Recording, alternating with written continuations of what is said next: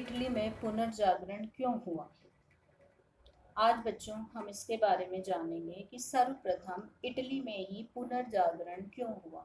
आपके ये 20 नंबर में भी क्वेश्चन आ सकता है, 10 नंबर का भी क्वेश्चन आ सकता है और 1 वर्ड में भी आ सकता है कि सर्वप्रथम इटली में ही पुनर्जागरण क्यों हुआ। जो ये 20 नंबर में आएगा तब तो उससे कारण पूछे जाएंगे आपसे, 10 नंबर में आएगा तब भी आपको इसके कारण संक्षेप में लिखने हैं, और 1 नंबर में आता है तो आपसे पूछा जाएगा कि सर्वप्रथम यूरोप में पुनर्जागरण कहाँ हुआ। तो अब हम इसको विस्तार से देखेंगे कि इटली में सर्वप्रथम पुनर्जागरण होने के क्या कारण रहे। सबसे पहला जो कारण माना जाता है इटली के नगरों का ज्ञान और संस्कृति का केंद्र होना।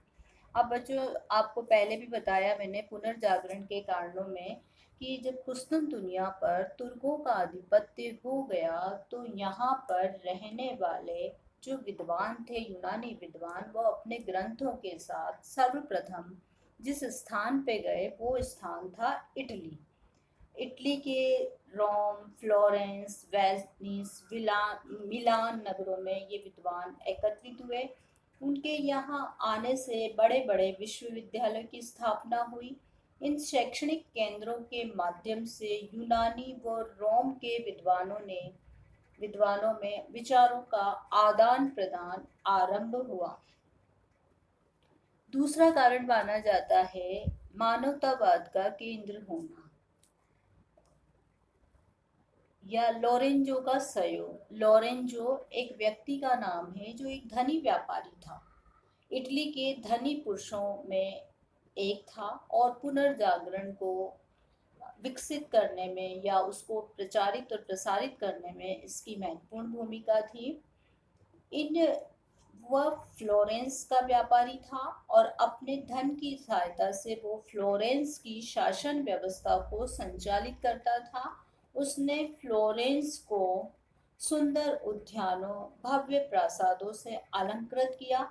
उसने अपने महल में चित्र बनाने हेतु अच्छे चित्रकारों को आमंत्रित किया। कलाकारों को उसने अपने यहाँ आश्रय दिया और उनको पेंशनें देकर नियुक्त किया।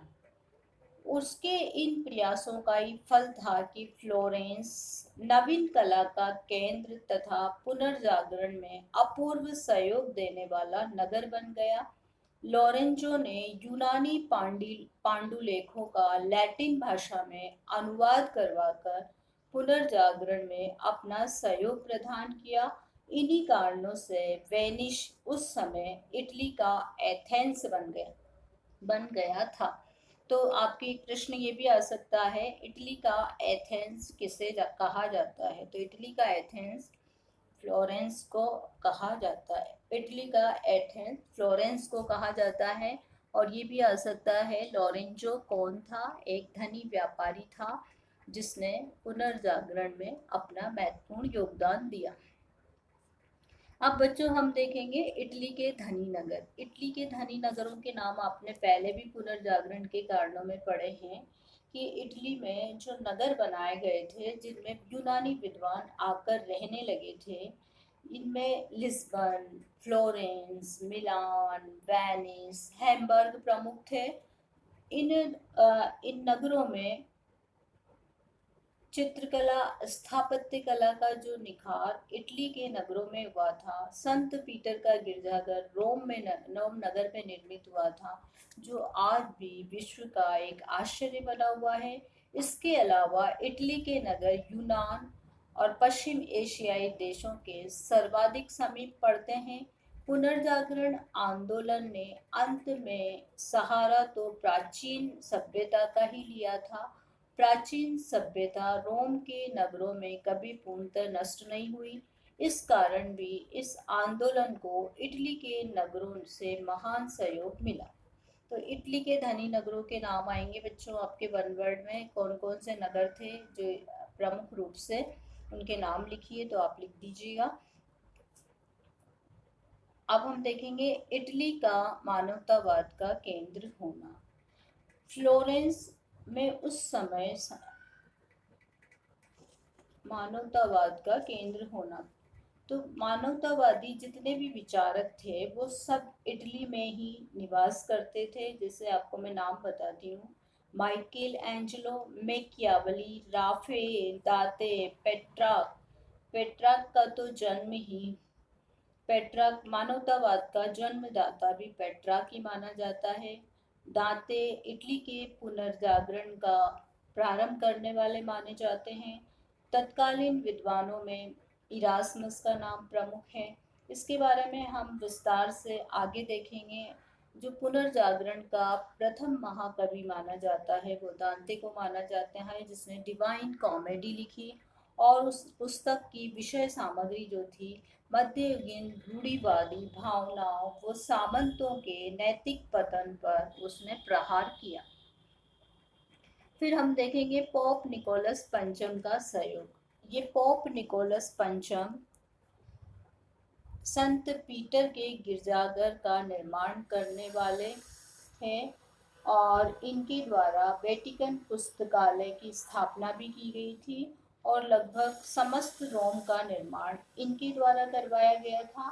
तो उसने भी रोम में उल्लेखनीय विद्वानों और कलाकारों को आमंत्रित किया। लोरेंजो यद्यपि पोप की सत्ता का विरोधी था, तथापि उसको भी इस पोप के द्वारा आमंत्रित किया गया और सम्मानित किया गया। इसलिए निकोलस पंचम के काल को पुनर्जागरण में स्वर्ण काल कहा जाता है।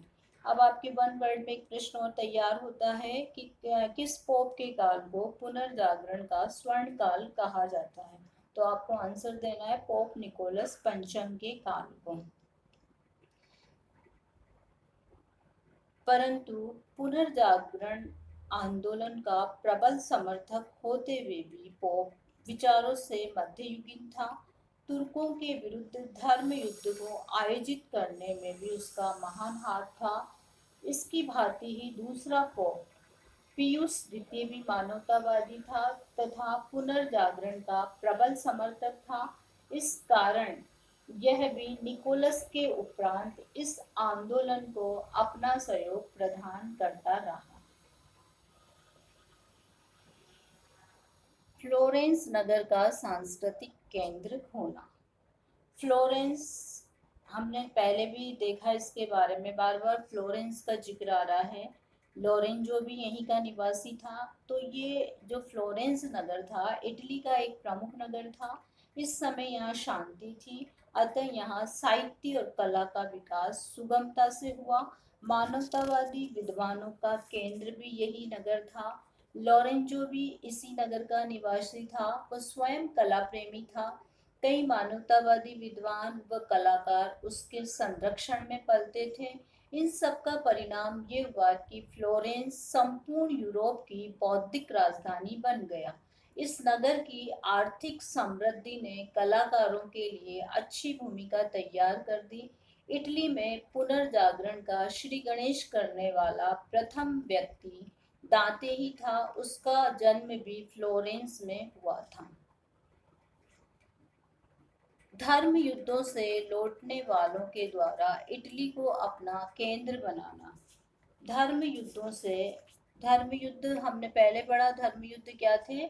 अपने धर्म की रक्षार्थ ईसाइयों द्वारा लड़े जाने वाले युद्ध जो तुर्कों के साथ लड़े गए और लगभग 200 वर्षों तक चले। तो जब ये युद्ध लड़े गए थे तो लौटने के बाद ईसाई परास्त हुए, लेकिन लौटने के बाद उन्होंने जो अपना स्थान बनाया वो इटली को ही बनाया। पोप की प्रेरणा से किसान, सामंत, शासक, व्यापारी इन धर्म युद्धों में सम्मिलित हुए थे। युद्ध से लौटकर जब व्यापारी, सामंत, किसान यूरोप आए तो उनमें से बहुत से इटली में ही बस गए। इस प्रकार जो पूर्वी देशों के वो मुस्लिम सभ्यता के विचार अपने साथ लाए, उन्हें वे इटली में प्रसारित करने लगे, जिसके परिणाम स्वरूप भी यह आंदोलन प्रथम इटली में ही आरंभ हुआ। तो बच्चों, हमने जाना इटली में पुनर्जागरण के क्या क्या कारण रहे। आपके जो है शॉर्ट में भी क्वेश्चन पूछा जाता है कि नहीं 2 कारणों का उल्लेख कीजिए, तो कोई से भी 2 कारणों का आप उल्लेख कर सकते हैं। और इस तरह से हमने पुनर्जागरण, इटली में पुनर्जागरण के कारण, एक बार हम फिर रिपीट करेंगे इसको इटली में पुनर्जागरण के क्या क्या कारण थे? इटली के नगरों का ज्ञान और समृद्धि का केंद्र होना, लोरेंजो जो एक व्यापारी था का सहयोग प्राप्त होना, इटली के धनी नगर कौन कौन से? लिस्बन, फ्लोरेन, मिलान, वेनिस, हैम्बर्ग। इटली का मानवतावाद का केंद्र होना, मानवतावाद का केंद्र होना अभिप्राय जितने भी मानवतावादी विचारक थे वो यहीं पर ही आवासित थे। पोप निकोलस पंचम का सहयोग, यद्यपि ये पोप विचारों से मध्ययुगीन था लेकिन इसके कार्य जो है पुनर्जागरण कालीन थे।